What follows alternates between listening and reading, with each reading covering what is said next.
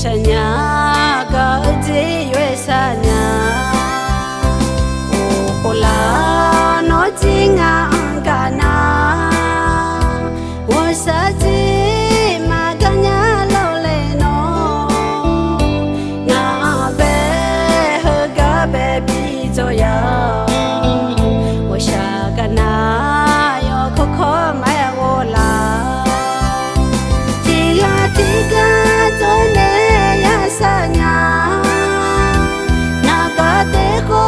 mabalani no ba aje mine thana nai jang ne lai cho mi da yo shu po moi soi lo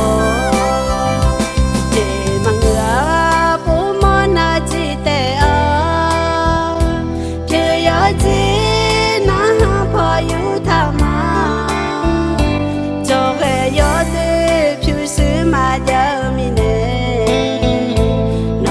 she got a bite to Yama.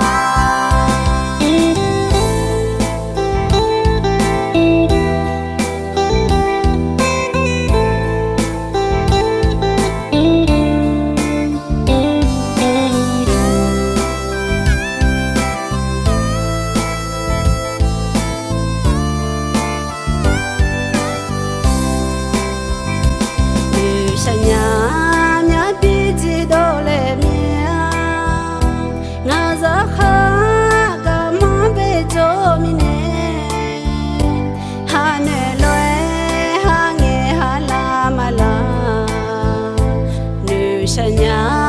gaji wesanya ola no jinga angkana wasaji maganya loleno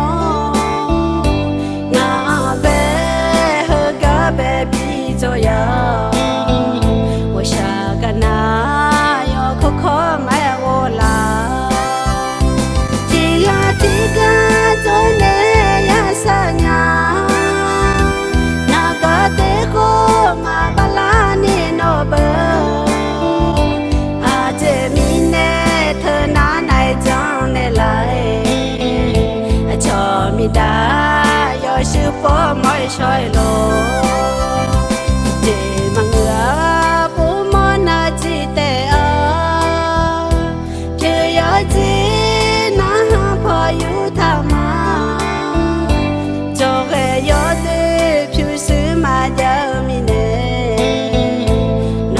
she got a bite to Yama.